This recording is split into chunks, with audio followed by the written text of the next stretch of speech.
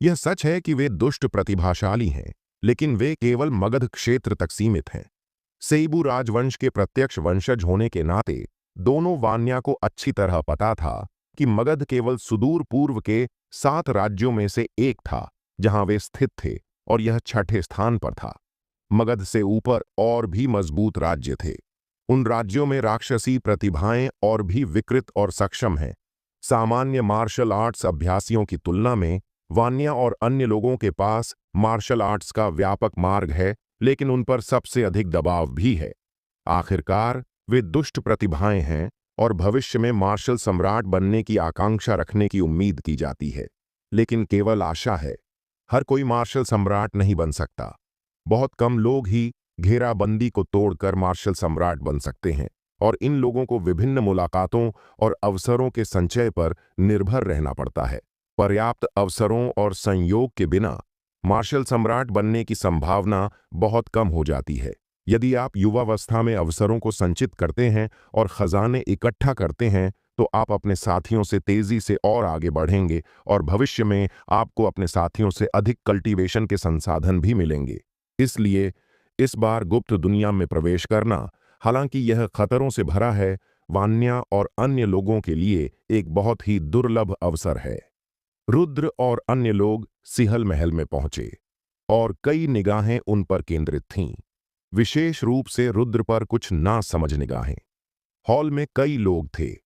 उनमें से अधिकांश प्रतिभाशाली मार्शल कल्टीवेशन करने वाले थे, जो दक्षिण स्वर्गीय सम्मेलन में भाग ले रहे थे। सिहल शाही परिवार के अलावा बेइमो, शिवू और द्वारिका के 3 राजवंशों से भी मार्शल कल्टीवेशन करने वाले थे। यह कहा जा सकता है कि दक्षिण स्वर्गीय सम्मेलन में पहले भाग लेने वाले सभी प्रतिभाशाली मार्शल कल्टीवेशन करने वाले यहां एकत्रित हैं। अभिनव, वान्या और अन्य लोग अपने अपने राजवंशों में स्थित थे, और कुल्हाड़ी ले जाने वाला लड़का सौरव भी द्वारिका राजवंश क्षेत्र में था, लेकिन वह द्वारिका राजवंश के मार्शल कल्टीवेशन करने वालों से कुछ दूरी पर था। उनके बीच एक अंतर प्रतीत होता था। रुद्र ने अपनी नजरें हटा लीं और स्नेहा और समर्थ के साथ एक तरफ खड़े हो गए। इस समय नवजीत सिहल महल में प्रकट हुए। मुझे विश्वास है कि आप सभी जानते हैं कि 7 राज्यों का मार्ग खुल गया है और गुप्त दुनिया प्रकट हो गई है ना? मैंने आपको आज यहां बुलाया है क्योंकि मेरे पास आपके लिए एक महत्वपूर्ण कार्य है। वह है 3 दिन बाद गुप्त दुनिया का खुलना।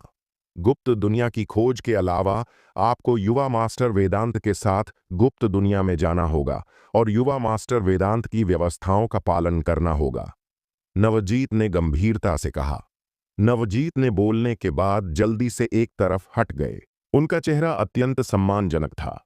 एक युवा व्यक्ति जिसने सुनहरा मुकुट और सुनहरी सैन्य पोशाक पहनी थी, अचानक प्रकट हुआ।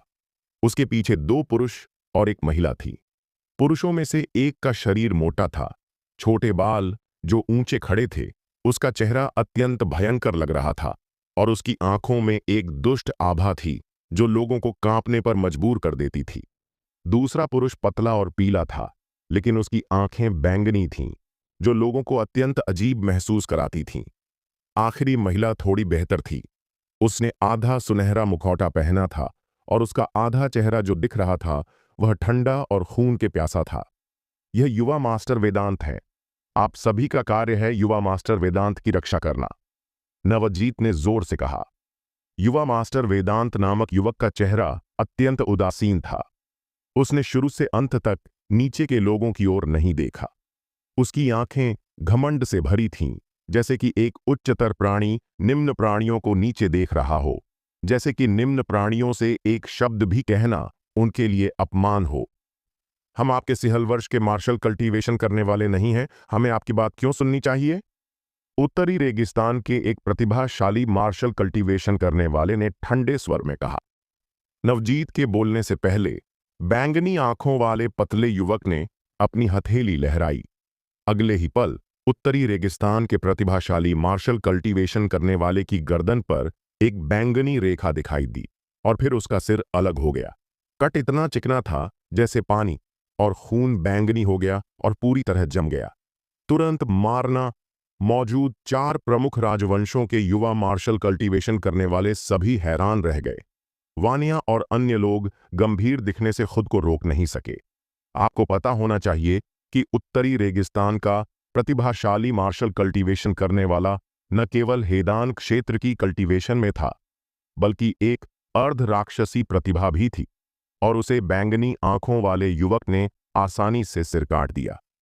शुरू से अंत तक बैंगनी आंखों वाले युवक ने उसकी ओर नहीं देखा, जैसे कि इस उत्तरी रेगिस्तान के प्रतिभाशाली मार्शल कल्टीवेशन करने वाले को मारना एक चींटी को कुचलने जितना आसान हो। अभिनव ने भी बैंगनी आंखों वाले युवक को घूर कर देखा।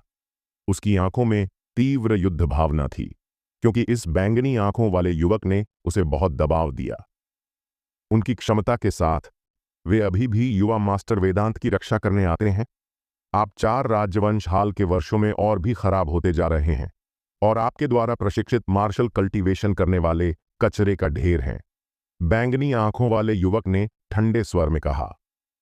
4 राजवंशों के प्रतिभाशाली मार्शल कल्टीवेशन करने वाले तुरंत गुस्सा हो गए, लेकिन बैंगनी आंखों वाले युवक के तरीकों को देखने के बाद वे गुस्सा तो हुए, लेकिन बोलने की हिम्मत नहीं की। क्या? आपको कचरा कहाँ गया? क्या आप अभी भी आश्वस्त नहीं हैं? बैंगनी आंखों वाले युवक ने अपनी आंखें थोड़ा हिलाईं, अपने हाथ लहराए और 4 राजवंशों के प्रतिभाशाली मार्शल कल्टीवेशन करने वालों के बीच 10 से अधिक बैंगनी ऊर्जा की स्लैश दिखाई दी। प्रतिभाशाली मार्शल कल्टीवेशन करने वालों ने पूरी कोशिश की प्रतिरोध करने की, लेकिन फिर भी 6 लोग मारे गए। बाकी बची बैंगनी ऊर्जा आगे बढ़ी, जिससे प्रतिभाशाली मार्शल कल्टीवेशन करने वालों को खून की उल्टी हुई और 20 से अधिक लोग घायल हो गए। 4 प्रमुख राजवंशों के अन्य प्रतिभाशाली मार्शल कल्टीवेशन करने वालों के चेहरे बदल गए। यह बैंगनी आंखों वाला युवक इतना भयानक था, उसने प्रतिभाशाली मार्शल कल्टीवेशन करने वाले को आसानी से मार डाला। यह स्पष्ट था कि दूसरा पक्ष केवल आकस्मिक रूप से कार्रवाई कर रहा था और अभी तक पूरी तरह से कोशिश नहीं की थी। अगर पूरी कोशिश की जाए तो मौजूद लोगों में अभिनव और कुछ अन्य लोगों को छोड़कर कौन इसका विरोध कर सकता है? नहीं, क्या अभिनव और अन्य लोग भी इसका विरोध कर सकते हैं? जब मैंने तुम्हारी चीखें सुनी तो मुझे थोड़ा उत्साह हुआ। बैंगनी आंखों वाले युवक के चेहरे पर एक अजीब भाव था और वह उत्साहित भी दिख रहा था। शिखर, अब बहुत खेल चुके हो। इन चींटियों को मारना केवल समय की बर्बादी है। आधा सुनहरा मुखौटा पहने वाली महिला ने कहा। उन्हें जीवित रहने दो, और जब गुप्त दुनिया में प्रवेश करने का समय आएगा, वे अन्य राज्यों के चींटियों के हमलों को रोकने में हमारी मदद कर सकते हैं। शिखर नामक बैंगनी आंखों वाले युवक ने अपनी उत्तेजना को शांत किया। वह स्पष्ट रूप से बहुत नाखुश था, लेकिन उसने कुछ नहीं कहा, बल्कि धीरे से हंस दिया। शुरू से अंत तक नवजीत ने एक शब्द नहीं कहा। वैसे भी उन प्रतिभाशाली मार्शल कल्टीवेशन करने वालों को मरना ही था, और यह केवल दासीहल राजवंश के मार्शल कल्टीवेशन करने वाले ही नहीं थे जो मरे। इसके अलावा गुप्त क्षेत्र में प्रवेश करने के बाद ये प्रतिभाशाली मार्शल कल्टीवेशन करने वाले बहुत मरेंगे। अब वे मरते हैं, यह केवल जल्दी मरने और देर से मरने का अंतर है। याद रखें, गुप्त दुनिया में प्रवेश करने के बाद आपको युवा मास्टर वेदांत की व्यवस्थाओं का पालन करना होगा, चाहे आप सिहल राजवंश के हों या अन्य 3 राजवंशों के। यदि आपने अवज्ञा की, चाहे आपकी पहचान या उत्पत्ति कुछ भी हो, आपको मार दिया जाएगा। आपको अकल्पनीय परिणाम भुगतने पड़ेंगे। नवजीत ने चेतावनी दी। वेदांत ने कुछ नहीं कहा, मुड़कर चले गए। सुनहरे मुखौटे वाली 3 महिलाएं जल्दी से उनके पीछे गईं और नवजीत भी उनके साथ चले गए। इन 4 लोगों के जाने के कुछ समय बाद शिखर नामक बैंगनी आंखों वाला युवक सिहल महल में वापस आया। शिखर को वापस आते देख सिहल महल में रुके 4 महान राजवंशों के प्रतिभाशाली मार्शल कल्टीवेशन करने वाले अचानक तनावग्रस्त हो गए और थोड़ा पीले पड़ गए। शिखर की नजरें चारों ओर घूमीं और अंत में स्नेहा पर टिक गईं। फिर उसने स्नेहा की सुंदर आकृति को लालच से घूरा और फिर स्नेहा की ओर इशारा किया। तू मेरे साथ आ, निकल। स्नेहा ने केवल एक शब्द कहा। हालांकि उसे नहीं पता था कि शिखर क्या ढूंढ रहा था, लेकिन अगर यह लड़का अचानक उसे ढूंढने आया तो निश्चित रूप से यह अच्छी बात नहीं होगी। मुख्य बात यह है कि स्नेहा को शिखर का उसे घूरने का तरीका नफरत था। वह नजर उसे तुरंत शिखर की आंखें निकालने की इच्छा जगाती थी। तूने मुझे निकलने की हिम्मत की? शिखर की पुतलियां अचानक सिकुड़ गईं और उसकी आंखों में अविश्वसनीय आश्चर्य दिखाई दिया, क्योंकि उससे पहले कभी अस्वीकार नहीं किया गया था और पहले की महिलाएं उसके शब्द सुनते ही उत्साह से उसके साथ चली जाती थीं, क्योंकि वे महिलाएं उसका पक्ष प्राप्त करती थीं। जो महिलाएं उसका पक्ष प्राप्त करती थीं, उन्हें लाभ होता था, इसलिए कई महिलाएं रूप से उसे ढूंढने आती थीं। यह दक्षिण स्वर्गीय सम्मेलन में था कि स्नेहा न केवल सुंदर दिखती थी, बल्कि उसमें एक अनूठा स्वभाव भी था। वह ठंडा स्वभाव शिखर के दिल को हिलाने वाला था। पिछली बार शिखर ने किसी और काम की वजह से स्नेहा को नहीं ढूंढा। इस बार अवसर आया। अप्रत्याशित रूप से स्नेहा ने वास्तव में उसे निकलने को कहा। आध्यात्मिक क्षेत्र में अनगिनत महिलाएं उससे आशीर्वाद मांगती थीं, लेकिन इस बार जिस महिला को उसने रूप से पसंद किया, उसने उसे निकलने को कहा। तूने मुझे निकलने की हिम्मत की? शिखर ने स्नेहा को घूरते हुए फिर से दोहराया। अब निकल। रुद्र खड़ा हो गया। उनकी आंखों में आश्चर्यजनक तलवार की मंशा थी। स्नेहा को धमकाया जा रहा था। बड़े भाई के रूप में रुद्र कैसे चुपचाप बैठकर इसे नजरअंदाज कर सकता था। बगल में स्नेहा अत्यंत ठंड की शक्ति को बाहर निकाल रही थी और आसपास का क्षेत्र तेजी से जम गया। चारों ओर आश्चर्यजनक ठंडक फैल रही थी, जो किसी भी समय कार्रवाई करने के लिए तैयार थी। वाकई में मजेदार है। शिखर मुस्कुराया, लेकिन उसका चेहरा अत्यंत ठंडा था और उसकी आंखों में हिंसा और हत्या की मंशा थी। जैसे ही वह कार्रवाई करने वाला था, सुनहरे मुखौटे वाली महिला की आवाज अचानक आई। शिखर, युवा मास्टर तुम्हें ढूंढ रहा है। ये शब्द सुनकर शिखर रुक गया। रुद्र और स्नेहा को ठंडी नजरों से देखा और बिना कुछ और कहे उस जगह से गायब हो गया। कुछ लोगों ने रुद्र और अन्य लोगों को शिखर को उकसाते देखकर खुशी मनाई और कुछ ने सहानुभूति दिखाई। हालांकि मुझे नहीं पता कि शिखर और अन्य लोग कहां से आए थे, लेकिन नवजीत के उनके प्रति रवैये से और शिखर और अन्य लोगों के यहाँ बेरोकटोक कार्य करने और नवजीत और अन्य लोगों के उन्हें न रोकने से यह देखा जा सकता है कि शिखर और अन्य लोगों की उत्पत्ति निश्चित रूप से असाधारण थी। इन लोगों को उकसाने के परिणाम विनाशकारी हो सकते हैं। थोड़ी देर बाद नवजीत ने किसी को भेजा और सभी को अपने आप बिखरने और 3 दिन बाद सिहल महल में फिर से मिलने को कहा। रुद्र ने स्नेहा और समर्थ को लेकर वापस चले गए। रुद्र, वेदांत नामक उस लड़के की उत्पत्ति शायद सामान्य नहीं है, वरना उसका अधीनस्थ शिखर इतना घमंडी नहीं होता। हमें गुप्त दुनिया में प्रवेश करते समय सावधान रहना होगा। समर्थ ने चिंतित होकर कहा। अभी शिखर को अपमानित किया गया था। यह शिखर निश्चित रूप से हार नहीं मानेगा। अगर उसने कार्रवाई करने की हिम्मत की तो मैं उसे मार डालूंगा, स्नेहा ने ठंडे चेहरे के साथ कहा। अभी शिखर ने उसके शरीर को बेरोकटोक घूरा था, जिससे उसे बहुत घृणा हुई थी। रुद्र ने कुछ नहीं कहा, लेकिन अगर शिखर ने स्नेहा को छुआ तो रुद्र उसे अपने हाथों से मार डालेगा, चाहे शिखर की उत्पत्ति कुछ भी हो। तीनों दासीहल महल के साथ साथ चले गए। जब वे एक सड़क पर पहुंचे, रुद्र ने परिचित महल को देखा और रुक गए। रुद्र, तुम क्यों नहीं चल रहे? समर्थ ने उत्सुकता से पूछा। तुम्हारी मां का घर? स्नेहा और रुद्र एक साथ बड़े हुए थे, इसलिए वह रुद्र के स्वभाव को स्वाभाविक रूप से जानती थी।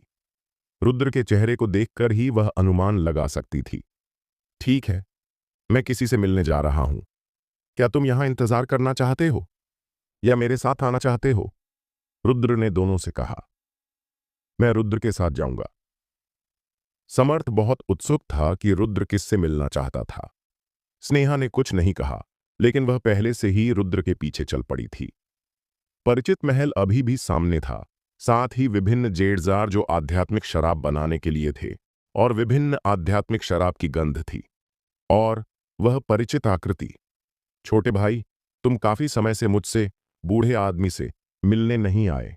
मैंने सोचा था कि तुम्हें कोई काम है और तुम बाहर नहीं आ सकते। विक्रमादित्य मुड़ा और रुद्र को देखकर मुस्कुराया। जब उसने स्नेहा और समर्थ को देखा तो वह और भी उत्साहित हो गया। अरे, तुम दोस्त लाए हो? ये लड़की बहुत सुंदर है और ये लड़का काफी आध्यात्मिक है। जवानी अच्छी है। मैं यहां से गुजर रहा था और तुमसे मिलने रुक गया, रुद्र ने हल्की मुस्कान के साथ कहा।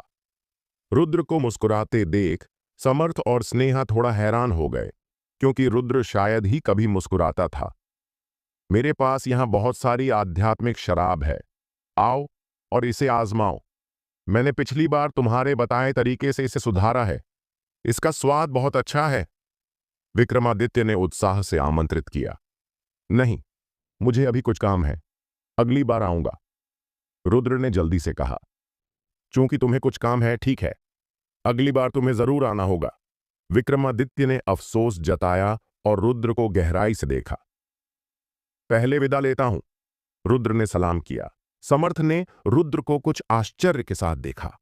उसने शायद ही कभी रुद्र को सलाम करते देखा था, और सलाम करते समय वह इतना सम्मानजनक था जैसे कि वह अपने करीबी रिश्तेदारों और बड़ों को सलाम कर रहा हो।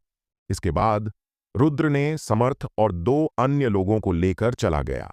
रुद्र और अन्य लोगों को जाते देख विक्रमादित्य ने हल्की सी आह भरी और असहाय रूप से सिर हिलाया। उसकी आंखें थोड़ी नम हो गईं। 3 दिन में यह लड़का गुप्त दुनिया में जाएगा। रुद्र के मामले के बारे में विक्रमादित्य पहले से ही जानता था। उसने रुद्र को नहीं पहचाना। ऐसा नहीं था कि वह नहीं चाहता था, बल्कि रुद्र ने कभी उसे पहचानने की बात नहीं की, इसलिए विक्रमादित्य ने ऐसा व्यवहार किया जैसे उसे रुद्र की पहचान नहीं पता हो। आखिरकार विक्रमादित्य को आर्य श्रीवास्तव के प्रति शर्मिंदगी थी। इसके अलावा विक्रमादित्य को डर था कि बाली कबीला रुद्र के लिए हानिकारक हो सकते हैं, इसलिए उसने एक दूसरे को न पहचानने को प्राथमिकता दी। रुद्र और अन्य लोगों के जाने के बाद विक्रमादित्य भी आकाश के माध्यम से उनके पीछे गया। खजाना हॉल, आंतरिक आंगन में विक्रमादित्य गेट पर स्थिर खड़ा था। वह वहां पूरे 3 घंटे से इंतजार कर रहा था। विक्रमादित्य, तुम पिछले कुछ महीनों से लगभग हर दिन यहां आ रहे हो और इतनी बार आ चुके हो। क्या तुम भूल गए कि मैंने तुमसे कहा था कि मैं अब तुम्हारी मदद नहीं करूंगी? एक बूढ़ी औरत की आवाज अंदर से आई। गायत्री, अतीत में मेरी जान बचाने के लिए तुमने अपने वरिष्ठों को नाराज किया, जिसके कारण तुम्हें मगध में तैनात किया गया और तुम आध्यात्मिक क्षेत्र में वापस नहीं जा सकी। वह मेरी गलती थी, लेकिन इस बार मैं आशा करता हूं कि तुम फिर से मेरी मदद कर सकती हो, विक्रमादित्य ने जल्दी से कहा। तुम्हारी एक बार मदद, गायत्री नामक बूढ़ी औरत ने आह भरी और अपनी आवाज को नरम किया। बताओ, तुम मुझसे वास्तव में मेरे लिए क्या करने चाहते हो? यह मेरी मदद के लिए नहीं है, बल्कि मेरे पोते रुद्र की मदद के लिए है, विक्रमादित्य ने कहा।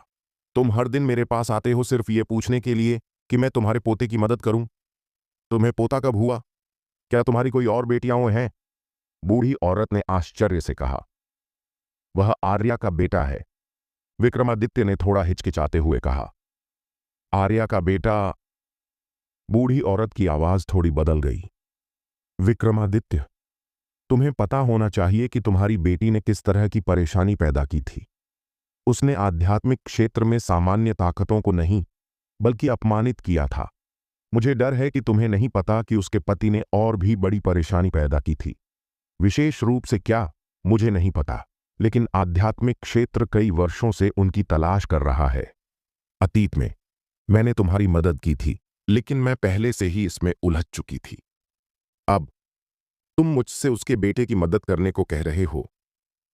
मैं जानता हूं कि यह तुम्हारे लिए बहुत मुश्किल है, लेकिन वह मेरा पोता है और मैं उसे यूं ही नहीं देख सकता। हालांकि अब उसके पास समायरा है जो उसकी रक्षा कर रही है। समायरा सिहोट परिवार की सदस्य है और जल्द ही उसे आध्यात्मिक क्षेत्र में वापस ले जाया जाएगा। एक बार समायरा चली गई और रुद्र की रक्षा करने वाला कोई नहीं बचा, तो सिहल वर्ष पवित्र भूमि और सिहल शाही परिवार निश्चित रूप से उसे नहीं छोड़ेंगे। अगर मेरी पिछली कल्टीवेशन आदि नष्ट नहीं हुई होती, तो मैं यहां तुमसे मदद मांगने नहीं आता, विक्रमादित्य ने धीरे धीरे कहा। रुद्र अभी युवा है, लेकिन उसकी संभावना निश्चित रूप से छोटी नहीं है, और उसका भविष्य निश्चित रूप से उस लड़की आर्या से कम नहीं होगा। यह आर्या श्रीवास्तव से कम नहीं। क्या तुम निश्चित हो? गायत्री ने भौहें सिकोड़ी। मूल रूप से उस युवा चाकू शरीर सह प्रशिक्षक के पास केवल 30% की ऊर्जा समुद्र था, और वह दीनदयाल द्वारा नष्ट कर दिया गया था। यह मुझे बाद में पता चला और मैं उसे रोक नहीं सका। मैं मूल रूप से उसे ढूंढने जा रहा था, लेकिन जब मैंने देखा कि समायरा उसकी मदद कर रही थी तो मैंने कोई कार्रवाई नहीं की। बाद में उसने निर्वाण की पवित्र विधि का अभ्यास किया, विक्रमादित्य ने आगे कहा। इसके अलावा उसकी तलवार कौशल तलवार राजा क्षेत्र तक पहुंच गया है और मैंने सुना है कि उसने गेंग जिन की शक्ति को भी समझ लिया है। तलवार शरीर का सह प्रशिक्षक, उसने गेंग जिन की शक्ति को समझ लिया है और उसने निर्वाण की पवित्र विधि भी विकसित की है। इसके अलावा तलवार का मार्ग तलवार राजा क्षेत्र तक पहुंच गया है। यह लड़का मूल आर्या श्रीवास्तव से बहुत पीछे नहीं है। अगर वह आर्या श्रीवास्तव का बेटा नहीं होता तो मैं उसे अपने खजाना हॉल में शामिल करता, लेकिन वह आर्या श्रीवास्तव का बेटा है। मुझे डर है कि वह कुछ परेशानी पैदा करेगा। गायत्री ने भौहें सिकोड़ी और कहा, ऐसा करते हैं, मैं उसे थोड़ा और निरीक्षण करूंगी और फिर निर्णय लूंगी। आपका बहुत बहुत धन्यवाद, विक्रमादित्य ने जल्दी से हाथ जोड़कर कहा। कम से कम गायत्री ने मना नहीं किया, जिसका मतलब है कि अभी भी मौका है। फिर विक्रमादित्य चला गया। कोई जाओ और रुद्र को खजाना हॉल में लाओ, गायत्री ने कहा। हाँ। एक काली छाया दरवाजे के बाहर गायब हो गई। रुद्र और अन्य लोग पहले से ही प्रिंस की हवेली में वापस आ चुके थे। रुद्र ने आज विक्रमादित्य से मिलने की बात का जिक्र नहीं किया। हालांकि समर्थ उत्सुक था, उसने देखा कि रुद्र कुछ नहीं कह रहा था, इसीलिए उसने समझदारी से कुछ नहीं पूछा। निवास में रुद्र ने खुद को प्राचीन गुप्त क्षेत्र में समर्पित किया और अभ्यास जारी रखा, लेकिन इस बार अभ्यास की गति पहले की तुलना में बहुत तेज थी। आखिरकार सुद्रस उसके बगल में ही था। पहले रुद्र ही था जो खुद अन्वेषण और कल्टीवेशन करता था, लेकिन अब सुद्रस मार्गदर्शन दे रहा था। सुद्रस पहले से ही तलवार मास्टर के रूप में रैंक किए हुए थे। एक आकस्मिक संकेत रुद्र को कई चक्करों से बचा सकता था। स्वाभाविक रूप से रुद्र ने सुद्रस की सलाह को अस्वीकार नहीं किया। कौन मजबूत होने से इनकार करेगा? इसके अलावा उसके पास बर्बाद करने के लिए ज्यादा समय नहीं है। तलवार मार्शल आर्ट्स अलग हैं, लेकिन वे सभी एक ही लक्ष्य की ओर ले जाते हैं। जब आप तलवार सम्राट स्तर तक पहुंचते हैं तो आप एक तलवार डोमेन बनाएंगे और आपकी नींव तलवार डोमेन की ताकत तय करती है। तलवार कल्टीवेशन की नींव जितनी मोटी होगी, तलवार डोमेन उतना ही मजबूत होगा और यह उतना ही शक्तिशाली होगा, और नींव जितनी कमजोर होगी वह स्वाभाविक रूप से उतना ही कमजोर होगा। सुद्रस ने धीरे धीरे कहा। आज उस शिखर नामक लड़के ने किस तरह के मार्शल आर्ट्स का उपयोग किया? रुद्र ने अचानक पूछा। जब शिखर ने कार्रवाई की तो बैंगनी ऊर्जा प्रकट हुई। उस तरह की शक्ति अत्यंत विशेष थी। यह पहली बार था जब रुद्र ने इसे देखा था। यह कोई मार्शल कौशल नहीं था, बल्कि एक दुष्ट आत्मा थी। उस लड़के की दुष्ट आत्मा बहुत मजबूत नहीं है और इसकी शक्ति स्वर्ग और पृथ्वी की शक्ति के दूसरे और तीसरे स्तर के बीच के बराबर है, सुद्रस ने कहा। स्वर्ग और पृथ्वी की शक्ति में कितने स्तर हैं? रुद्र ने उत्सुकता से पूछा। वह हमेशा से इसे समझना चाहता था, खासकर यह जानने के बाद कि स्वर्ग और पृथ्वी की शक्ति को समझने के स्तर होते हैं। स्वर्ग और पृथ्वी की शक्ति, मुझे पता है, इसमें 10 स्तर हैं, सुद्रस ने कहा। 10वां स्तर? 10वें स्तर से ऊपर क्या है? रुद्र ने अप्रत्याशित रूप से कहा। होना चाहिए। प्राचीन गुप्त क्षेत्र के दूसरे स्तर की चीज अत्यंत शक्तिशाली है और इसकी कल्टीवेशन 9 स्वर्गीय दिव्य क्षेत्र में मार्शल आर्ट्स की सीमा से कहीं अधिक है। फिर स्वर्ग और पृथ्वी की शक्ति निश्चित रूप से 10 स्तरों से अधिक होगी, सुद्रस ने दृढ़ता से कहा। क्या दुष्ट आत्मा स्वर्ग और पृथ्वी की शक्ति का एक प्रकार है? रुद्र ने पूछना जारी रखा। नहीं, दुष्ट आत्मा केवल एक बाहरी शक्ति है। यह निरंतर हत्या के माध्यम से प्राप्त की जाती है। जितनी अधिक दुष्ट ऊर्जा संचित होती है, शक्ति स्वाभाविक रूप से उतनी ही मजबूत होती है। आध्यात्मिक क्षेत्र और 9 स्वर्गीय दिव्य क्षेत्र में कई मार्शल कल्टीवेशन करने वाले दुष्ट आत्मा और अन्य बाहरी ताकतों का अभ्यास करना पसंद करते हैं, क्योंकि इसे अभ्यास करना मुश्किल नहीं है और इसे जमा करना आसान है, और इसकी शक्ति स्वर्ग और पृथ्वी की शक्ति के बराबर है। मैंने जो सबसे शक्तिशाली दुष्ट आत्मा देखी है वह स्वर्ग और पृथ्वी की शक्ति के 9वें स्तर के बराबर है। शूद्रस ने कहा, इस मामले में हमें स्वर्ग और पृथ्वी की शक्ति का अभ्यास क्यों करना चाहिए? हम सीधे दुष्ट ऊर्जा का अभ्यास कर सकते हैं। रुद्र ने कहा, स्वर्ग और पृथ्वी की शक्ति को समझना अत्यंत कठिन है। भले ही आप इसे समझ लें, इसे सुधारना बहुत कठिन होगा। रुद्र की गेंगजिन की शक्ति की समझ अभी केवल सतह पर ही बनी हुई है। दुष्ट ऊर्जा का अभ्यास करना आसान है, लेकिन यह कभी भी स्वर्ग और पृथ्वी की शक्ति जितना अच्छा नहीं होगा। एक बार जब आप स्वर्ग और पृथ्वी की शक्ति को समझ लेते हैं, तो भविष्य में सुधार की उम्मीद होती है। इसके अलावा स्वर्ग और पृथ्वी की शक्ति में 10 स्तर हैं, और प्रत्येक स्तर के साथ शक्ति में नाटकीय रूप से वृद्धि होती है।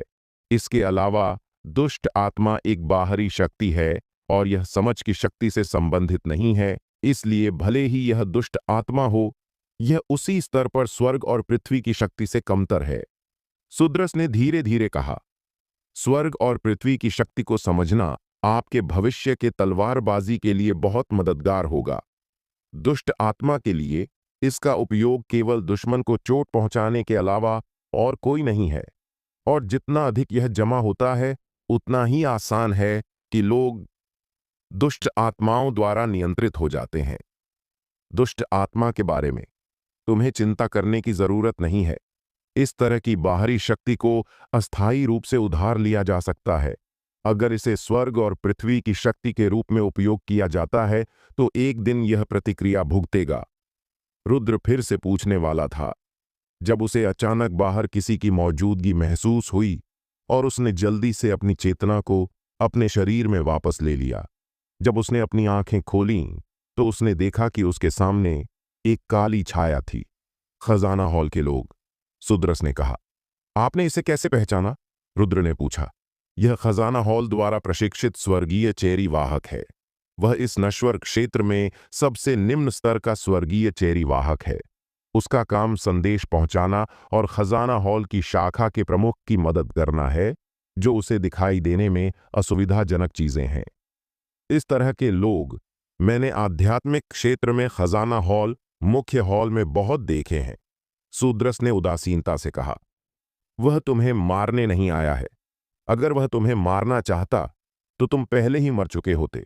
शायद यह किसी और चीज के लिए है। प्रभारी मास्टर तुमसे मिलना चाहता है। काली छाया की आवाज थोड़ी सूखी थी, जैसे कि उसने कई सालों तक बात नहीं की हो। कृपया रास्ता दिखाएं, रुद्र ने कहा।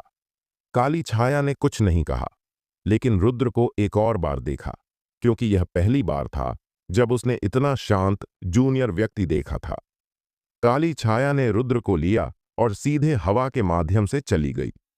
शुरू से अंत तक जो महल में किसी ने इसे नोटिस नहीं किया, जिससे पता चलता है कि यह काली छाया कितनी शक्तिशाली थी। शूद्रस के साथ संचार के माध्यम से रुद्र को पता था कि खजाना हॉल किस तरह की ताकत थी। यह आध्यात्मिक क्षेत्र में शीर्ष ताकतों में से एक थी। यह मुख्य रूप से व्यापार और विभिन्न आध्यात्मिक गोलियों और खजानों की बिक्री पर केंद्रित थी। जो कुछ ताकतों के लिए बेचना मुश्किल था, सभी खजाना हॉल के माध्यम से बेचे जाते थे। आमतौर पर खजाना हॉल जो सबसे अच्छा करता है और सबसे ज्यादा करना पसंद करता है, वह है व्यापार, न कि हत्या। जब तक बड़ा लाभ हो, खजाना हॉल हिस्सा लेने का चयन करेगा। जल्द ही रुद्र को छाया द्वारा खजाना हॉल में लाया गया। महोदय, हम उसे ले आए हैं, काली छाया ने आंतरिक आंगन में कहा। पता है, एक बैंगनी बालों वाली बूढ़ी औरत अचानक प्रकट हुई, और उसके आसपास की हवा में एक भी लहर नहीं थी।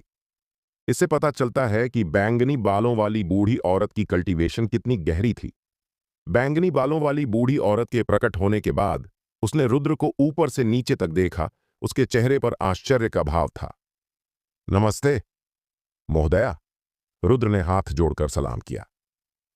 तुम और तुम्हारी मां काफी हद तक एक जैसे दिखते हो, गायत्री ने कहा। वरिष्ठ, क्या आप मेरी मां को जानते हैं? रुद्र ने गायत्री को कुछ आश्चर्य के साथ देखा। उसे जानने से ज्यादा मैंने तुम्हारी मां को बड़ा होते देखा है। वह लड़की बचपन से ही चंचल थी। उसने इतने स्थिर बेटे को कैसे जन्म दिया, यह वाकई मुझे आश्चर्यचकित करता है। गायत्री ने रुद्र को देखा और अपने आप में कुछ शब्द बुदबुदाए, और फिर आगे कहा, ठीक है, चूंकि तुम यहां हो, चलो शुरू करते हैं। शुरू? रुद्र ने भौहें सिकोड़ी। यह केवल एक छोटा सा परीक्षण है, गायत्री ने हल्के से कहा, और काली छाया फिर से प्रकट हुई। उसके हाथ में एक हरी 3 मंजिला मीनार थी। काली छाया ने 3 मंजिला मीनार को फेंका और मीनार तेजी से आकार में बढ़ी। 10 फीट तक पहुंचने के बाद यह 3 लोगों के सामने खड़ी हो गई। अंदर जाओ और अपनी सभी क्षमताओं का उपयोग करके परीक्षा पास करो। गायत्री ने नीली 3 मंजिला मीनार की ओर इशारा किया। हाँ, रुद्र ने ज्यादा कुछ नहीं कहा। अगर गायत्री उसे नुकसान पहुंचाना चाहती तो वह पहले ही ऐसा कर चुकी होती, तो इतना परेशान होने की क्या जरूरत थी। 3 मंजिला मीनार में कदम रखते ही रुद्र तुरंत गायब हो गया। इस समय मीनार की पहली मंजिल के नीचे एक दूधिया सफेद रोशनी दिखाई दी और फिर वह तेजी से ऊपर चढ़ने लगी, जल्दी ही शीर्ष पर पहुंच गई। नींव मेरी अपेक्षा से कहीं अधिक मजबूत है, यह प्रतिभा खराब नहीं है। गायत्री ने हल्के से सिर हिलाया, मीनार की दूसरी मंजिल के परीक्षण की प्रतीक्षा कर रही थी। एक पल के बाद दूसरी मंजिल की मीनार के नीचे से एक अत्यंत मजबूत तलवार की मंशा उभरी। इसमें निहित तलवार का मार्ग अत्यंत शक्तिशाली था और ऐसा लग रहा था जैसे यह दूसरी मंजिल की मीनार को भेदने वाला हो। उसके तलवार कौशल इतने मजबूत हैं, गायत्री ने आश्चर्यचकित नजरों से देखा। हालांकि यह परीक्षण मीनार लिंग्यू मुख्य हॉल में शीर्ष परीक्षण मीनार से बहुत कमतर थी, लेकिन इस स्तर तक पहुंचना पहले से ही बहुत अच्छा था। मीनार का आखिरी स्तर समझ की परीक्षा के लिए बचा था। यह सबसे महत्वपूर्ण आइटम है। नश्वर क्षेत्र में ऐसा नहीं है कि मार्शल कल्टीवेशन करने वाले समझ को महत्व नहीं देते, बल्कि समझ की परीक्षा नहीं की जा सकती। केवल आध्यात्मिक क्षेत्र ही इसे परख सकता है। इसलिए आध्यात्मिक क्षेत्र समझ को बहुत महत्व देता है। इस समय तीसरी मंजिल की मीनार के नीचे से एक काली रोशनी तेजी से ऊपर चढ़ी और जल्द ही शीर्ष पर पहुंच गई। यह दृश्य देखकर गायत्री प्रभावित हुई। उसने नहीं सोचा था कि रुद्र की समझ इतनी ऊंची होगी। अतीत में वह लड़की आर्या श्रीवास्तव मेरे यहां खेलने आई थी और उसकी परीक्षा हुई थी। उसकी समझ केवल आधी ही पूरी हुई थी। मुझे नहीं पता था कि उसने जिस बेटे को जन्म दिया वह हर पहलू में चरम तक पहुंच जाएगा। गायत्री ने गहरी सांस ली, परीक्षण पोर्टल को देखा और हिचकिचाई। रुद्र की प्रतिभा अत्यंत आश्चर्यजनक थी, उसकी अपेक्षा से कहीं अधिक। अगर वह रुद्र को आध्यात्मिक क्षेत्र में शामिल कर सकती थी तो यह एक बड़ी उपलब्धि होती। हालांकि अभी जल्दबाजी नहीं है। परीक्षण परिणामों को आध्यात्मिक क्षेत्र मुख्य महल में समीक्षा के लिए भेजना होगा, क्योंकि यह परीक्षण मीनार अक्सर नश्वर क्षेत्र में कुछ समस्याएं पैदा करती है। क्या होगा अगर परीक्षण में कोई समस्या हो? इसलिए पहले इसे फिर से जांचना बेहतर है। असाधारण क्षेत्र से एक अनुपम व्यक्ति, दूसरी समीक्षा जारी रखें, गायत्री ने चेरी वाहक से कहा। चेरी वाहक ने फिर से दूसरी समीक्षा की। परीक्षण मीनार में 3 रोशनी फिर से प्रकट होने और सीधे शीर्ष पर पहुंचने को देखते हुए गायत्री ने गहरी सांस ली। ऐसी प्रतिभा नश्वर क्षेत्र के सुदूर पूर्व के 7 राज्यों में अत्यंत दुर्लभ है। भले ही इसे आध्यात्मिक क्षेत्र में रखा जाए, यह कम से कम शीर्ष प्रतिभा में से एक है। अगर वह आर्या श्रीवास्तव का बेटा नहीं होता तो मैं निर्णय ले सकती थी कि उसे स्वीकार कर लूं और उसे सीधे आध्यात्मिक क्षेत्र के मुख्य हॉल में भेज दूं। उसकी प्रतिभा के साथ वह भविष्य में मुख्य हॉल में निश्चित रूप से कुछ करेगा। अफसोस की बात है कि वह आर्या श्रीवास्तव का बेटा है। मुझे मुख्य हॉल को सूचित करना होगा और मुख्य हॉल निर्णय लेगा। गायत्री ने आह भरी। रुद्र की पहचान आध्यात्मिक क्षेत्र के पूर्वी सीमा में वाकई संवेदनशील है। व्यक्ति को बाहर निकालो, गायत्री ने कहा। हाँ, स्वर्गीय चेरी वाहक ने परीक्षण मीनार को वापस ले लिया और रुद्र गायत्री और गायत्री के सामने प्रकट हुआ। छोटे लड़के, तुम्हारी प्रतिभा अच्छी है, लेकिन खजाना हॉल में प्रवेश करने से पहले तुम्हें पहले बाद के परीक्षण को पास करना होगा, गायत्री ने कहा। महोदय, जहां तक मुझे पता है, खजाना हॉल में शामिल होने के लिए किसी को परिचय देना पड़ता है।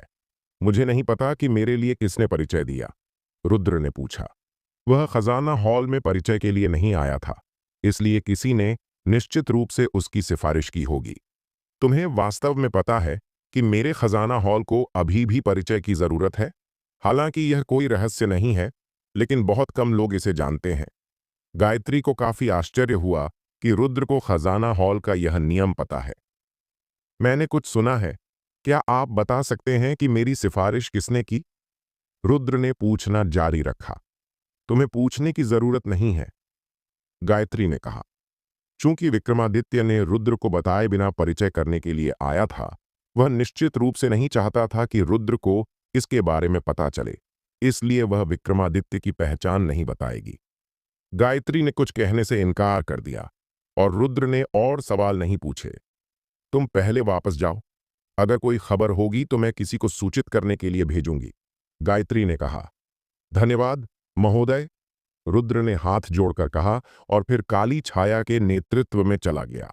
रुद्र के जाने के बाद गायत्री आंतरिक आंगन की गहराई की ओर बढ़ी, जहां एक प्राचीन संरचना थी। जैसे ही गायत्री ने एक शक्ति डाली, संरचना में उछाल आया और प्रकाश और छाया आपस में जुड़ गए। जल्दी से एक थोड़ा धुंधला पानी का दर्पण बन गया। क्या बात है?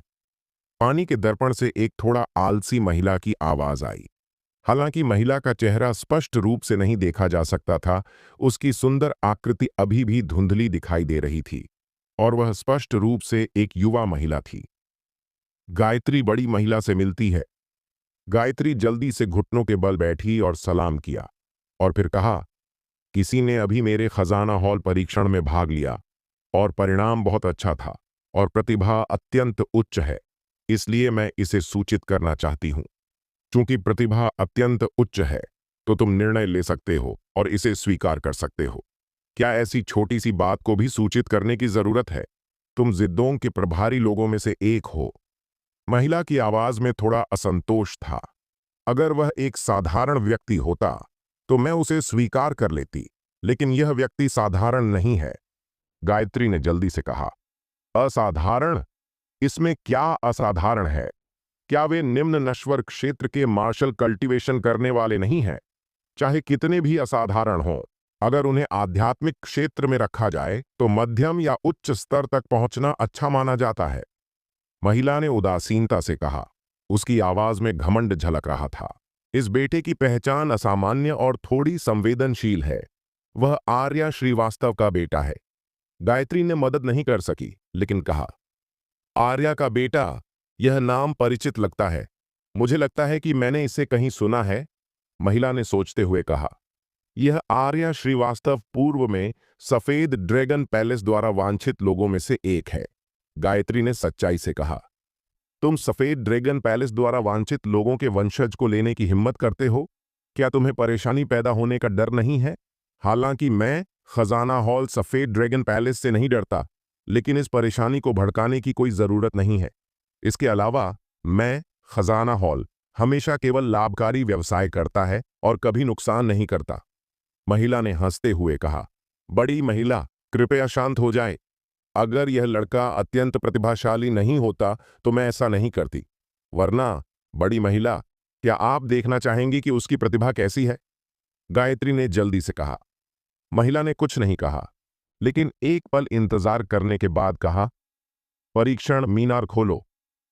हाँ, गायत्री ने परीक्षण मीनार निकाली और उसमें एक शक्ति डाली। परीक्षण मीनार की 3 मंजिलें एक के बाद एक जलीं, विशेष रूप से दूसरी मंजिल की रोशनी चाकू की तरह थी। पर्पल मैंशन रियलम में कल्टीवेशन के साथ और 20 साल से कम की हड्डी की उम्र में उसके तलवार कौशल तलवार राजा क्षेत्र तक पहुंच गए हैं। इस व्यक्ति की समझ इतनी उच्च है, महिला की आवाज आश्चर्य से भरी थी। महिला, आप क्या सोचती हैं? गायत्री ने पूछा। तुम पहले परीक्षण मीनार को वापस टेलीपोर्ट करो और मैं इसे बड़ों को जांचने के लिए ले जाऊंगी और फिर निर्णय लूंगी, महिला ने कहा। गायत्री यहां बड़ी महिला की खबर का इंतजार कर रही है, गायत्री ने जवाब दिया। सिहलवर्ष सम्राट की राजधानी के रास्ते में रुद्र प्रिंस मुखर्जी की हवेली की ओर बढ़ रहा था। तुम्हारी समझ बहुत अच्छी है। यह मेरे उन शिष्यों से कम नहीं है जो 1000 तलवारों को मार सकते हैं, सुद्रस ने गहरी आवाज में कहा। इस बर्बर मार्शल भूमि के नश्वर क्षेत्र में तुम्हारी समझ वाला लड़का वाकई दुर्लभ है। अगर तुम्हारी माँ नश्वर क्षेत्र से नहीं होती तो मुझे डर है कि अगर तुम आध्यात्मिक क्षेत्र के व्यक्ति होते तो तुम्हारी समझ अब से भी अधिक होती। रुद्र अचानक रुक गया। तुम्हारा मतलब है मेरे पिता नश्वर क्षेत्र से नहीं है? क्या तुम मेरे पिता की उत्पत्ति जानते हो? रुद्र ने अपनी मां की उत्पत्ति का पता लगा लिया था, लेकिन अपने पिता के बारे में क्षेत्र अभी भी खाली था। क्योंकि जानकारी बहुत कम थी, रुद्र को लगता था कि उसके पिता एक साधारण व्यक्ति हैं। मैं कोई भगवान नहीं हूं। मैं तुम्हारे पिता की उत्पत्ति कैसे जान सकता हूं? लेकिन तुमसे यह देखा जा सकता है कि तुम्हारे पिता निश्चित रूप से असाधारण क्षेत्र के व्यक्ति नहीं हैं, क्योंकि नश्वर क्षेत्र के लोगों की समझ की सीमाएं हैं और निश्चित रूप से कुछ बहुत कम लोग हैं जो समझ की सीमाओं को तोड़ते हैं और दसियों से सैकड़ों वर्षों में केवल एक या दो ही प्रकट होते हैं। सुद्रस ने धीरे धीरे कहा, क्या तुम जानते हो कि नश्वर क्षेत्र को आध्यात्मिक क्षेत्र के मार्शल कलाकारों द्वारा नीची नजरों से क्यों देखा जाता है? प्रतिभा के मामले में नश्वर क्षेत्र के मार्शल कलाकार शायद आध्यात्मिक क्षेत्र के मार्शल कलाकारों से कम नहीं है, लेकिन समझ के मामले में वे बहुत पीछे हैं। मार्शल प्रशिक्षण में जितना आगे बढ़ते हैं, समझ की आवश्यकताएं उतनी ही अधिक होती है। अगर तुम्हारी समझ अपर्याप्त है तो चाहे तुम कितने भी प्रतिभाशाली हो, भविष्य में सफल होना मुश्किल होगा। तुमने पहले ही कहा था कि मेरी समझ सीमाओं को तोड़ सकती है, तो तुम कैसे साबित कर सकते हो कि मेरे पिता असाधारण क्षेत्र के व्यक्ति नहीं हैं? रुद्र ने प्रतिवाद किया, बेशक केवल तुम्हारी समझ के आधार पर यह बताना असंभव है, लेकिन तुम्हारे पास अभी भी एक मार्शल आत्मा है। तुम्हारी प्रकाश मार्शल आत्मा की उत्पत्ति अत्यंत अनूठी है। भले ही हमारा संप्रदाय 9 स्वर्गीय दिव्य क्षेत्र में कई वर्षों से हो, यह पहली बार है कि हमने इस प्रकार की मार्शल आत्मा देखी है, और यह दूसरी बार रूपांतरित हो सकती है। सुद्रस ने गहरी आवाज में कहा, कोई भी मार्शल आत्मा जो 2 बार रूपांतरित हो सकती है वह पवित्र स्तर से ऊपर है और इसकी क्षमता भी अत्यंत अनूठी है। तुम्हारी तरह की मार्शल आत्मा एक उत्परिवर्तित मार्शल आत्मा नहीं है। यह तुम्हारे पितरों से विरासत में मिली है। जो व्यक्ति पवित्र स्तर से ऊपर की मार्शल आत्मा को पास कर सकता है, उसका पृष्ठभूमि निश्चित रूप से सरल नहीं है। फिर मेरे पिता कहां से हैं? रुद्र ने पूछा। मुझसे मत पूछो, मुझे नहीं पता, सुद्रस ने जवाब दिया। तुम 9 स्वर्गीय दिव्य क्षेत्र के 6 स्वर्गीय प्रभुओं में से एक हो। क्या तुम दावा नहीं करते कि तुम्हें बहुत ज्ञान है? अपने पिता की उत्पत्ति का पता लगाने के लिए रुद्र ने उकसाने की विधि का उपयोग किया।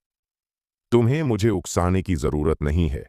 मैं 9 स्वर्गीय दिव्य क्षेत्र के 6 स्वर्गीय प्रभुओं में से एक हूं।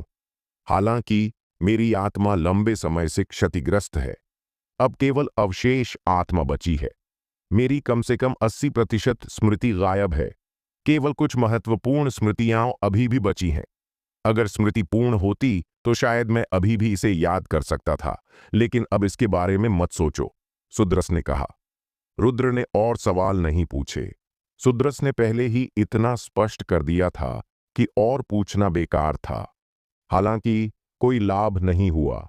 कम से कम उसे पता चला कि उसके पिता असाधारण क्षेत्र के व्यक्ति नहीं थे। इसके अलावा प्रकाश की मार्शल आत्मा एक विरासत में मिली मार्शल आत्मा है। जब तक वह प्रकाश की मार्शल आत्मा के सुराग का पालन करता है, रुद्र को विश्वास है कि वह अपने पिता की उत्पत्ति और शायद अपने माता पिता के ठिकाने का पता लगा लेगा। प्रिंस मुखर्जी के हवेली में वापस जाते समय रुद्र ने नोटिस किया कि कुछ लोग उसे घूर रहे थे। वे स्पष्ट रूप से लोग थे जिन्हें भेजा गया था। उसे नहीं पता था कि उन्हें किसने भेजा था, इसलिए रुद्र ने उन्हें नजरअंदाज कर दिया। ये लोग रुद्र के खिलाफ कार्रवाई नहीं करेंगे। आखिरकार दक्षिण स्वर्गीय सम्मेलन में सीहोठ मार्शल सम्राट समायरा ने घोषणा की थी कि वह रुद्र की रक्षा करेगी। जो कोई भी रुद्र को छुएगा वह उसका विरोध करेगा। इसके अलावा रुद्र जल्द ही गुप्त दुनिया में प्रवेश करेगा, इसलिए इस समय कोई भी रुद्र को परेशान करने नहीं आएगा। पिछले 3 दिनों में रुद्र प्रिंस मुखर्जी के हवेली में ही रहा। तलवार और मार्शल आर्ट्स कौशल का अभ्यास करने के लिए आवश्यक समय को छोड़कर उसने अधिकांश समय साक्षी और स्नेहा के साथ बिताया। इस अवधि के अभ्यास के बाद साक्षी संलयन क्षेत्र की चोटी पर पहुंच गई थी और वह जन्मजात क्षेत्र से केवल एक कदम दूर थी। हालांकि उसके पास कल्टीवेशन में ज्यादा प्रतिभा नहीं थी, साक्षी ने कभी डील नहीं दी। समर्थ भी अभ्यास कर रहा था। उसकी अपनी प्रतिभा खराब नहीं थी। अपनी रक्त विरासत और स्वाभाविक रूप से ज्वान फेंग की शक्ति के करीब होने के साथ वह स्वाभाविक रूप से सामान्य लोगों से बहुत कम नहीं था। अगर रुद्र और स्नेहा इतने तीक्ष्ण नहीं होते तो समर्थ दासिहल राजवंश में अपने साथियों के बीच शीर्ष दुष्ट प्रतिभाओं में होता। तीसरे दिन की सुबह जल्दी रुद्र ने स्नेहा और समर्थ को दासिहल महल के सिहल महल में ले गया, क्योंकि वे तीनों दुष्ट प्रतिभाएं थीं जिन्हें गुप्त दुनिया में प्रवेश करने के लिए चुना गया था। यहां तक कि सिहोट मार्शल सम्राट ने भी कहा था, उन्हें गुप्त दुनिया में प्रवेश करना होगा। गुप्त दुनिया में खतरे होंगे लेकिन अवसर भी होंगे, और इस बार गुप्त दुनिया में प्रवेश करने पर आप निश्चित रूप से अन्य 6 राज्यों के दुष्ट प्रतिभाओं का सामना करेंगे। यहां तक कि और मजबूत दुष्ट प्रतिभाएं भी होंगी। ये लोग अत्यंत प्रतिभाशाली हैं और निश्चित रूप से रुद्र और अन्य लोगों से बहुत कम नहीं हैं। केवल अपने साथियों के बीच शीर्ष विशेषज्ञों का सामना करके ही आप लगातार मजबूत हो सकते हैं। बेशक शर्त यह है कि आपको जीवित रहना होगा। सिहल महल में रुद्र और अन्य तीनों ने कई परिचित चेहरों को देखा। सभी दक्षिण स्वर्गीय सम्मेलन में भाग लेने वाले प्रतिभाशाली मार्शल कल्टीवेशन करने वाले थे। वान्या और विनोद 2 भाई बहन भी वहां थे। सौरव और अभिनव पहले से ही सिहल महल में पहुंच चुके थे। नवजीत भीतरी हॉल से बाहर आए और उनके बगल में वेदांत नामक युवा मास्टर और शिखर थे। पहले की तरह वेदांत चुप रहे। उनका चेहरा घमंड से भरा था और उन्होंने 4 राजवंशों के प्रतिभाशाली मार्शल कल्टीवेशन करने वालों को इस तरह देखा जैसे उच्चतर व्यक्ति निम्नतर को देख रहा हो। 3 दिन पहले मैंने आपसे कहा था कि आपके पास केवल 2 कार्य हैं। एक है गुप्त दुनिया की खोज करना और दूसरा है युवा मास्टर वेदांत की व्यवस्थाओं का पालन करना। याद रखें, दूसरा कार्य सबसे महत्वपूर्ण है। अगर आपने इसका उल्लंघन किया तो आपको इसके परिणाम स्वयं भुगतने होंगे। नवजीत ने जोर से कहा। इस बार किसी ने इसका खंडन नहीं किया। आखिरकार शिखर ने पहले कई लोगों को मार डाला था। अगर फिर से बोला गया तो कोई गारंटी नहीं थी कि शिखर फिर से कार्रवाई करेगा। समय कम है, अब चलते हैं और तुरंत भीतरी हॉल में टेलीपोर्टेशन सरणी की ओर बढ़ें। याद रखें, आपको युवा मास्टर वेदांत का बारीकी से पालन करना होगा, नवजीत ने गहरी आवाज में कहा। फिर नवजीत जल्दी से आगे बढ़े और वेदांत के लिए सम्मानजनक निमंत्रण का इशारा किया। उनकी मुस्कान जितनी चमकीली हो सकती थी उतनी थी। वेदांत ने इसे देखा भी नहीं और अपने हाथ पीछे करके आगे बढ़े। उनके पीछे आधा सुनहरा मुखौटा वाली महिला और मोटा पुरुष बारीकी से चल रहे थे। जब शिखर मुड़ा, उसकी ठंडी नजर चारों ओर घूमी, अंत में स्नेहा पर टिक गई और फिर उसके मुंह के कोने थोड़ा हिल गए। स्नेहा का चेहरा ठंडा था और उसने शिखर को कमजोर पड़ने की नजर से घूरा। शिखर ने अपनी आंखें थोड़ा सिकोड़ा, स्नेहा को गहराई से देखा, फिर मुड़ा और आधा सुनहरा मुखौटा वाली 3 महिलाओं के पीछे चला गया। बाकी लोग बारीकी से पीछे चल रहे थे। कुल मिलाकर 300 से अधिक लोग थे, जिनमें 4 प्रमुख राजवंशों के युवा शीर्ष प्रतिभाएं एकत्रित थीं। भीतरी हॉल में एक विशाल हरी टेलीपोर्टेशन सरणी स्थापित की गई थी। वेदांत और उनका समूह पहले टेलीपोर्टेशन सरणी में कदम रखने वाले थे। उनके प्रकाश में बदलने और गायब होने के बाद नवजीत ने जल्दी से आग्रह किया, इंतजार मत करो, जल्दी अंदर जाओ। इस टेलीपोर्टेशन सरणी के माध्यम से आप सीधे गुप्त दुनिया के प्रवेश द्वार पर पहुंच सकते हो। अंदर जाओ, सब लोग अंदर जाओ। 3 राजवंशों के नेताओं ने एक के बाद एक बोला। अभिनव ने अगुवाई की और पहले अंदर भागा, फिर प्रकाश में बदलकर गायब हो गया। इसके बाद सौरव और वान्या, 2 भाई बहन। रुद्र ने तब तक इंतजार किया जब तक कि ज्यादातर लोग अंदर नहीं गए। फिर स्नेहा और समर्थ को टेलीपोर्टेशन सरणी की ओर ले गया। अचानक नवजीत रुद्र के सामने खड़ा हो गया। तुम क्या करने जा रहे हो? स्नेहा ने नवजीत को सुंदर चेहरे के साथ देखा। किसी भी समय अत्यंत ठंड की शक्ति को छोड़ने के लिए तैयार थी। चिंता मत करो, मैं तुम्हारे खिलाफ कार्रवाई नहीं करूंगा। तुम्हें मारने से मुझे कोई फायदा नहीं होगा। वैसे भी गुप्त दुनिया में तुम्हारे मरने की कम से कम 40% संभावना है। मुझे आशा है कि तुम अभी भी जीवित बाहर आ सकते हो। नवजीत ने आंखें सिकोड़कर कहा। अगर इस बार 7 राज्यों के मार्ग को जोड़ा नहीं गया होता और गुप्त दुनिया को खोला नहीं गया होता, तो रुद्र को सिहोट के संरक्षण के बावजूद अब तक जीवित रहने का मौका नहीं मिलता। दक्षिण स्वर्गीय सम्मेलन में रुद्र के प्रदर्शन के आधार पर सिहल शाही परिवार लंबे समय से रुद्र को मारना चाहता था और त्यानायान पवित्र भूमि भी ऐसा ही था।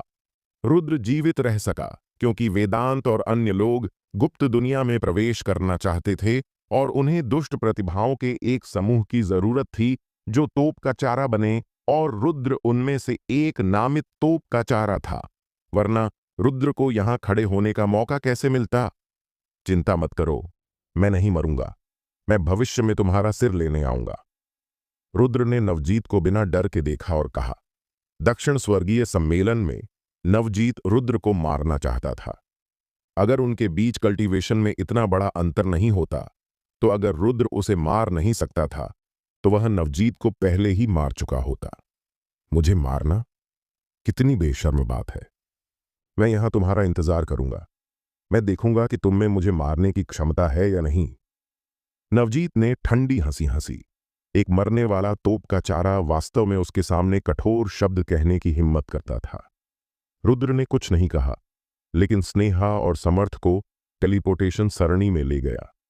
ट्रांसमिशन प्रक्रिया बहुत तेज थी, जैसे पलक झपकते ही। जब रुद्र ने अपनी दृष्टि वापस पाई, मगध के प्रतिभाशाली मार्शल कल्टीवेशन करने वालों ने भी अपनी दृष्टि वापस पाना शुरू कर दिया। रुद्र, स्नेहा कहाँ है? समर्थ ने अचानक चिल्लाकर कहा। स्नेहा! रुद्र ने जल्दी से चारों ओर देखा। चारों ओर अनंत अंधेरा था, जैसे कि हमेशा से मौजूद हो। उसने अंधेरे में बड़ी संख्या में लोगों को इकट्ठा होते देखा। ये पता चला कि यह मगध के प्रतिभाशाली मार्शल कल्टीवेशन करने वालों का एक और समूह था। लगभग 7 या 8 लोग थे, लगभग 70 लोग। क्योंकि दूरी काफी थी, रुद्र वहां जाने की तैयारी कर रहा था। लेकिन इस पल में शिवूर राजवंश के एक प्रतिभाशाली मार्शल कल्टीवेशन करने वाले ने पहले ही वहां से गुजरने की कोशिश की। लेकिन जैसे ही उसने अंधेरे को छुआ, शिवूर राजवंश के प्रतिभाशाली मार्शल कल्टीवेशन करने वाले ने अचानक चीख मारी और देखा कि वह अंधेरे से निगल लिया जा रहा था। जहां अंधेरा गुजरा, उसका शरीर तेजी से पिघल रहा था। यह दृश्य तुरंत दोनों पक्षों के लोगों को झकझोर गया। देखो, यहां एक अवरोध है। किसी ने उस जगह की ओर इशारा किया जहां शिवू राजवंश के प्रतिभाशाली मार्शल कल्टीवेशन करने वाले का शरीर पिघला। तब सभी ने नोटिस किया कि अंधेरे में एक लगभग पारदर्शी अवरोध था। बिना ध्यान से देखे इसे पहचानना मुश्किल था, और वह शिवू राजवंश का प्रतिभाशाली मार्शल कल्टीवेशन करने वाला इस अजीब अवरोध से निगल लिया गया था। समर्थ, तुम वहां जाओ और मैं यहां जाकर देखता हूं कि कोई जोड़ने वाली जगह है या नहीं।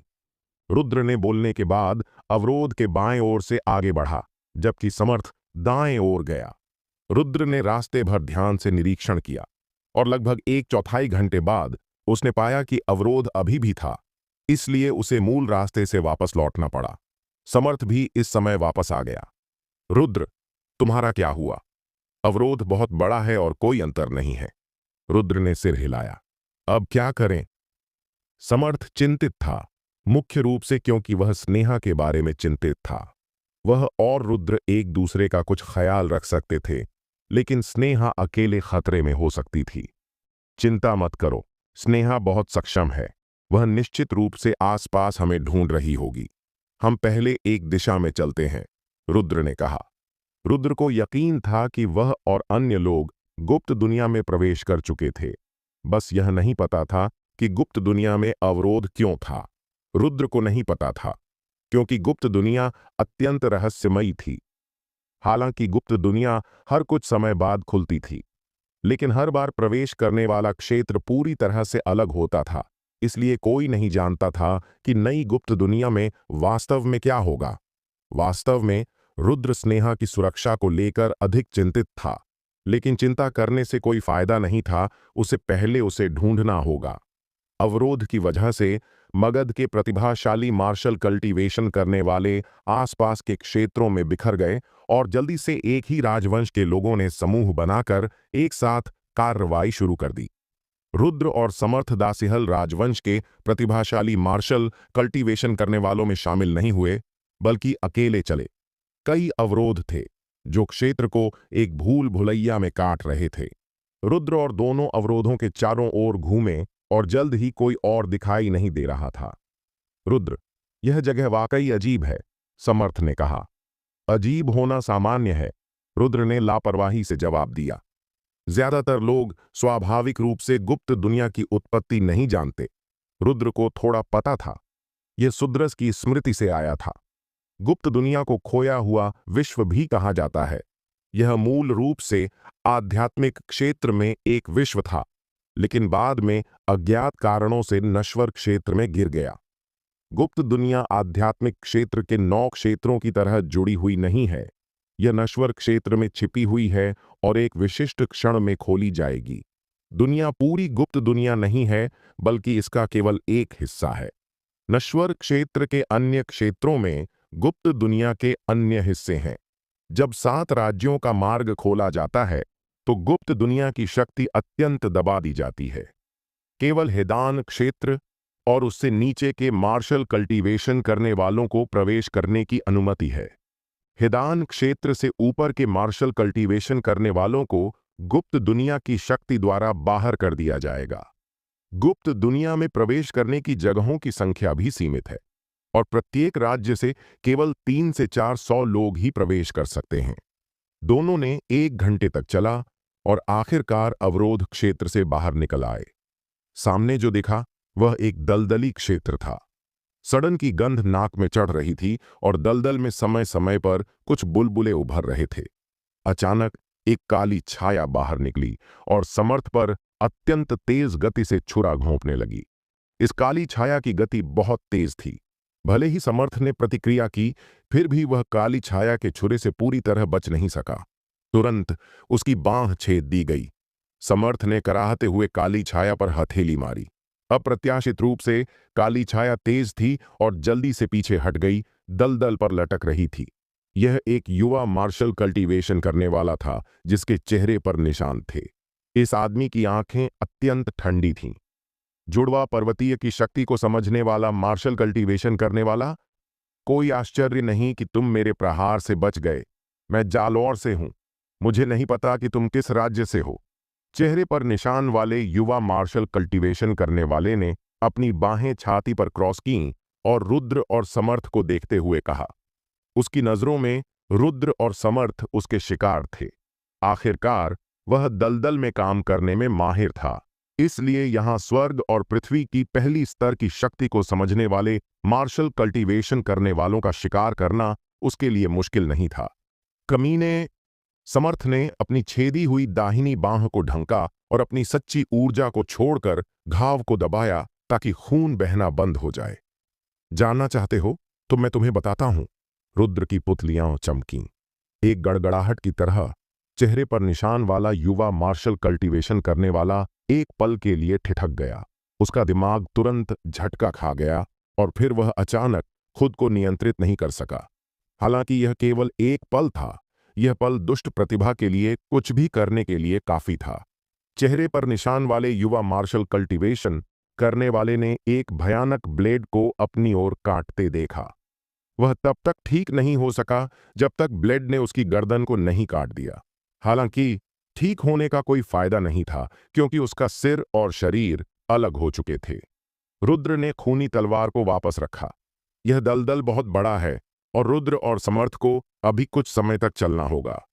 अगर इस प्रकार मार्शल कल्टीवेशन करने वाले को, जो दलदल में छिपने में माहिर था, भागने दिया जाता, तो वह आसानी से हार नहीं मानता और निश्चित रूप से यह रुद्र और समर्थ के लिए बड़ी मुसीबत लाता। विरोधी का सिर काटने के बाद रुद्र आगे बढ़ा और तलाशी ली और उसे एक भंडारण कंगन मिला।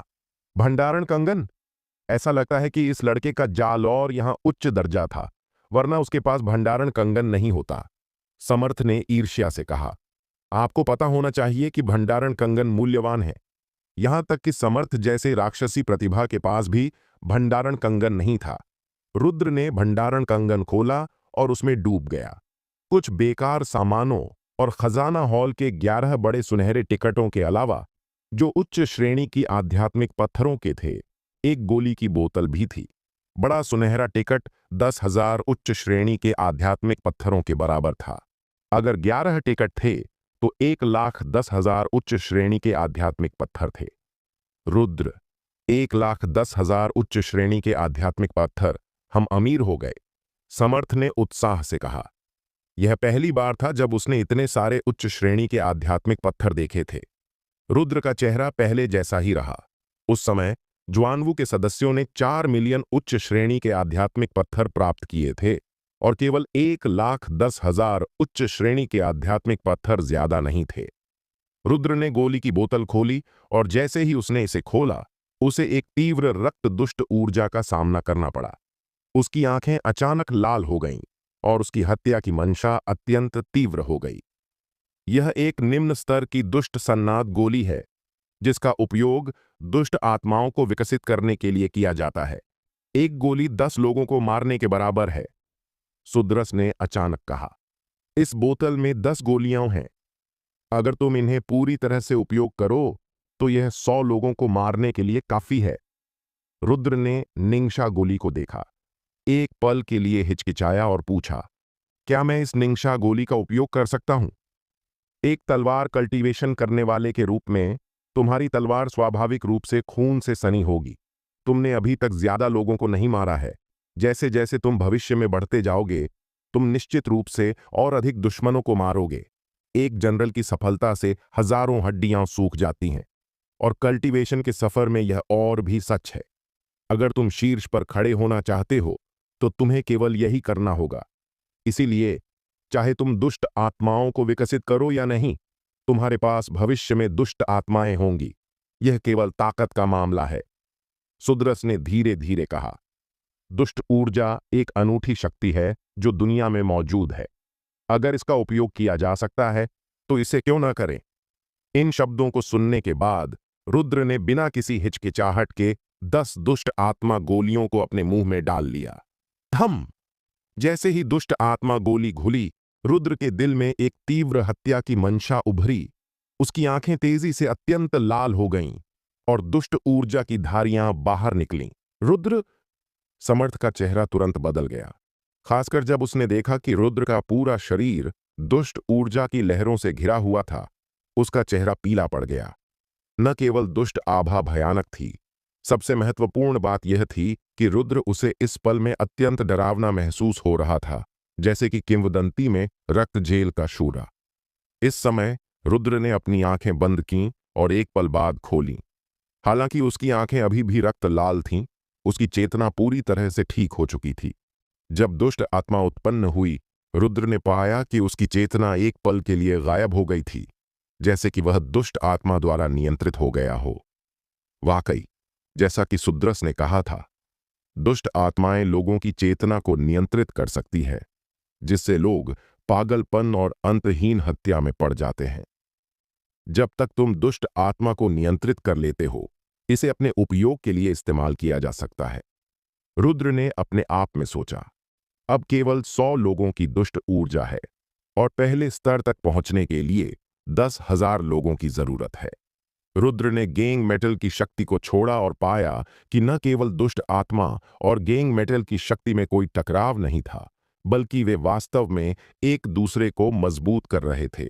जो लोग स्वर्ग और पृथ्वी की शक्ति का अभ्यास करते हैं, वे शायद ही कभी दुष्ट आत्माओं को विकसित करते हैं, क्योंकि दुष्ट आत्माएं उनकी चेतना पर आक्रमण करने का खतरा हो सकता है। हालांकि तुम एक अपवाद हो।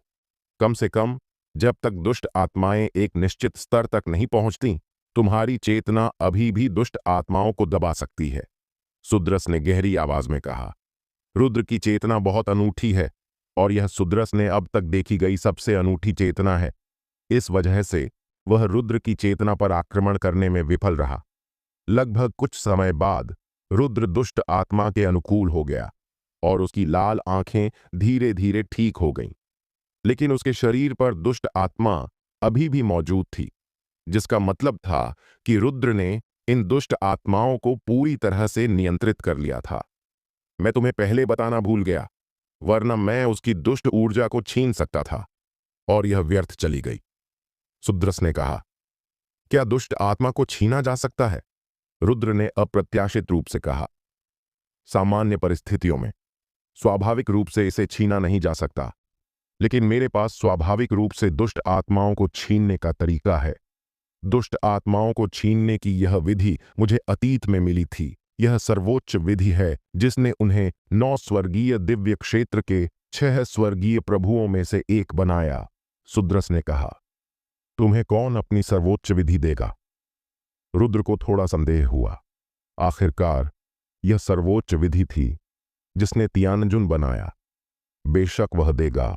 वैसे भी उसके अलावा कोई और दुष्ट आत्मा छीनने की विधि में महारत हासिल नहीं कर सकता। सुद्रस ने कहा, कोई भी इसमें महारत हासिल नहीं कर सकता।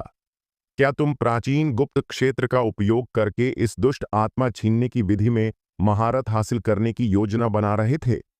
रुद्र ने कहा, हां, बस मुझे नहीं लगा था कि उन गद्दारों ने मुझ पर हमला किया। जब उसने उन गद्दारी करने वालों और अन्य लोगों का जिक्र किया तो सुद्रस अत्यंत क्रोधित हो गया। अगर वो गद्दार शिष्य और अन्य लोगों ने उस पर गुप्त रूप से हमला नहीं किया होता, तो अगर सुद्रस उस कठिन क्षण से बच गया होता, तो कुछ दशकों में सुद्रस प्राचीन गुप्त क्षेत्र की मदद से फिर से सफलता प्राप्त कर लेता।